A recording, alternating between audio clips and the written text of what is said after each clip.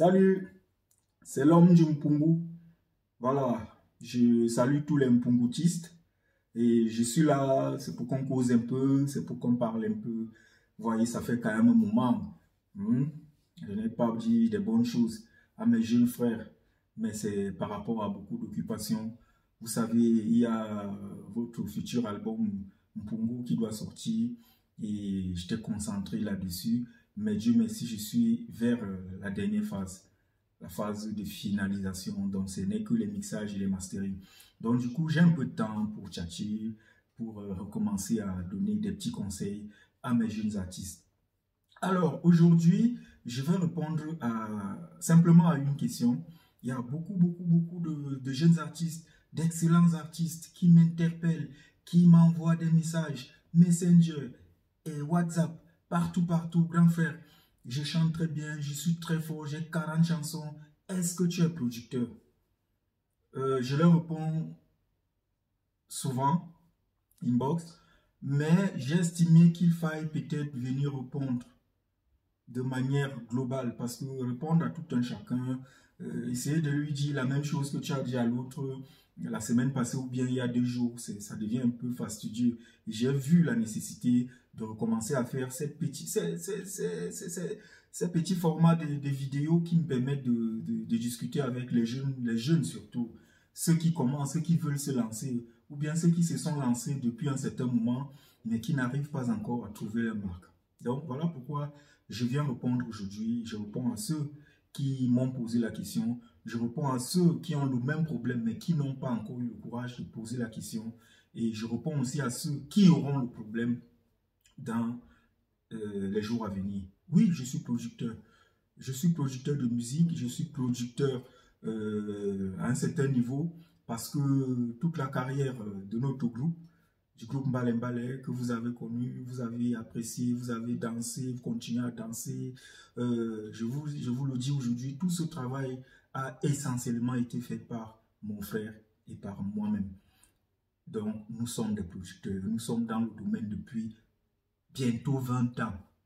Bientôt 20 ans, pourquoi? Parce que nous avons été confrontés aux mêmes problèmes que vous. Vous savez, à l'époque, ça n'a pas commencé aujourd'hui, il n'y a personne qui voulait. À l'époque, hein, il n'y a personne, la musique urbaine n'intéressait personne. Donc, quand tu te présentais devant quelqu'un qui pouvait financer ton projet, il te disait, non, mais gars, faites Domako ça, vous êtes là avec les histoires de hip-hop, musique urbaine. Gars, ça ne peut pas marcher ici au pays. Et après, nous avons traversé cette étape, nous sommes arrivés à une autre étape où les gars te disaient, oui, c'est bien, vous chantez bien, mais est-ce que je vais récupérer mes sous?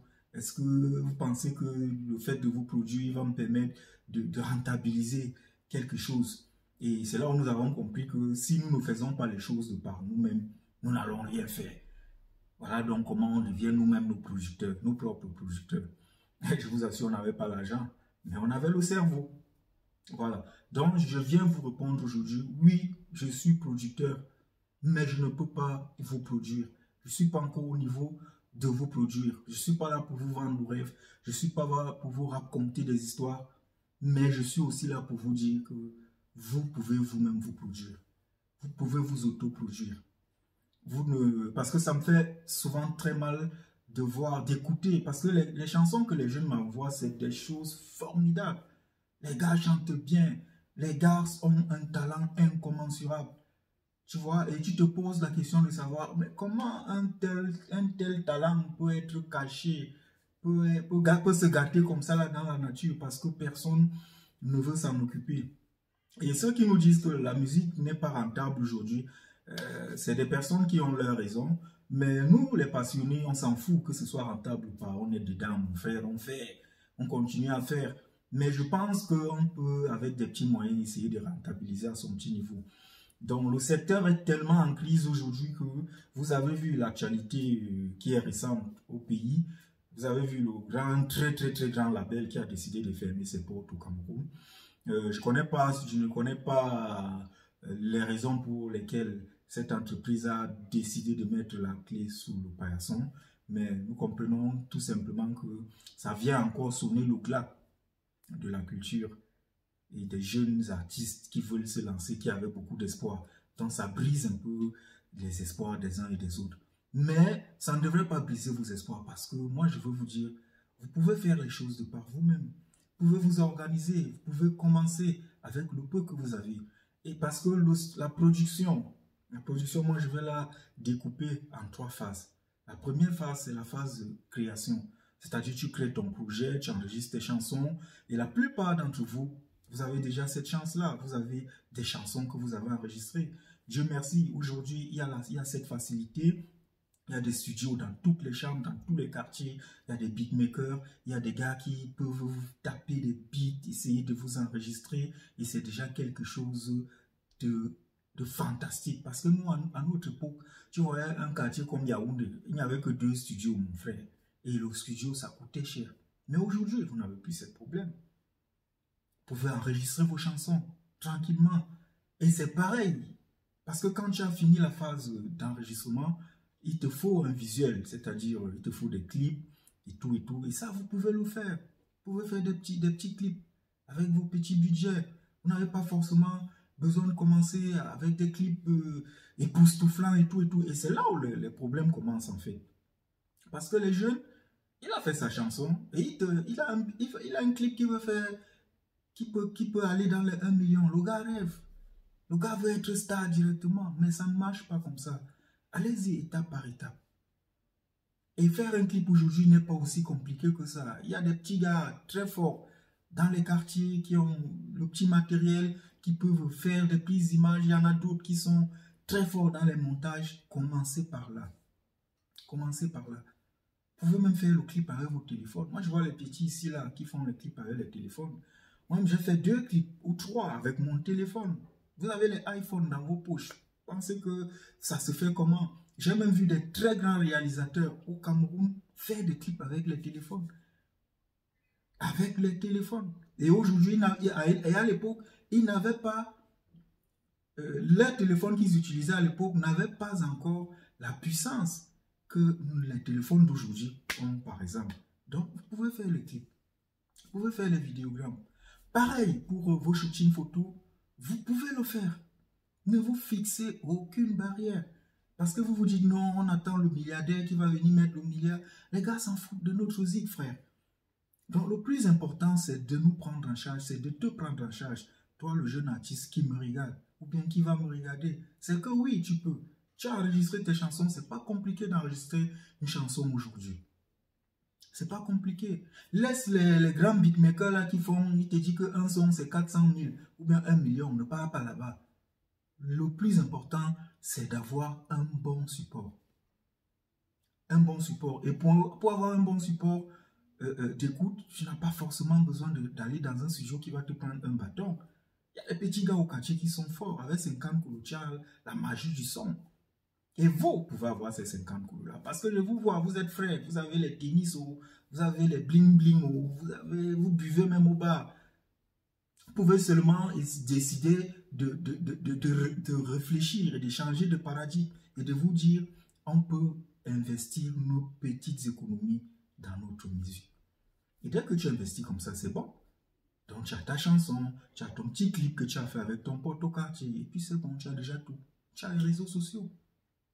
Et il n'y a pas quelque chose qui peut faire la promotion aujourd'hui dans le monde entier qui dépasse les réseaux sociaux.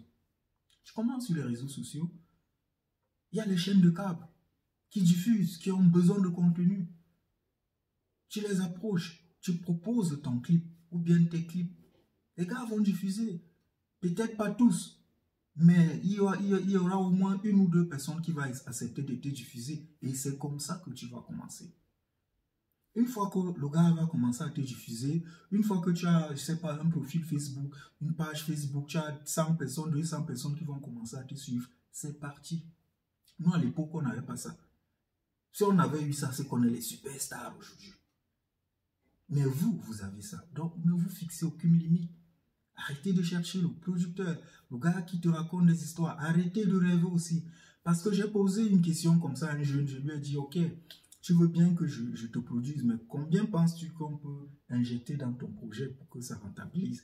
Le gars me dit, gars, si on a même 10 millions, on lance. Mon frère, 10 millions de quoi? 10 millions, ça construit une maison. Tu crois que quelqu'un a 10 millions, va venir produire ton album, il ne va pas produire. Et quand il te dit que ça ne rentabilise pas, c'est vrai.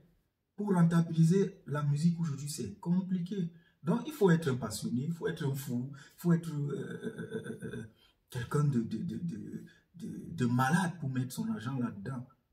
Mais nous, on met l'argent là-dedans parce que c'est notre vie. Et puisque je sais qu'il y a beaucoup qui y tiennent, alors vous pouvez vous débrouiller, vous pouvez essayer de vous investir là-dedans. Et ça va peut-être pas vous rendre millionnaire du jour au lendemain, mais vous pouvez vivre de ça, petit à petit. Donc, je pense avoir répondu à la question des jeunes qui me posent la question, est-ce que tu es producteur? Oui, je suis producteur. Oui, je produis mes propres œuvres, je produis mes projets, mais pour l'instant, je ne peux pas vous produire. Mais la bonne nouvelle aussi, c'est que vous pouvez vous produire. Vous pouvez vous produire. Et dans la suite de mes vidéos, je vais vous expliquer pas à pas comment vous pouvez contourner la problématique du budget. Je vais vous expliquer comment vous pouvez faire avec un très petit budget de très grandes choses. Parce que quand on n'a pas les sous, il faut avoir le cerveau. Quand on n'a pas les sous, il faut avoir les stratégies qu'il faut. Et ce sont ces stratégies-là que je vais venir vous dévoiler ici. Voilà. Donc, je ne vais pas être très long. Ça, c'était juste une première vidéo comme ça pour planter le décor. Au fur et à mesure, de temps en temps, dès que je pourrais faire une vidéo rapidement pour vous dire ce qu'il faut faire, ce qu'il ne faut pas faire, les étapes à ne pas brûler par rapport à votre carrière. C'était Énergie, l'homme du Mpungu. Voilà, je vous souhaite de passer une très bonne journée. Allez, ciao, ciao. Halani.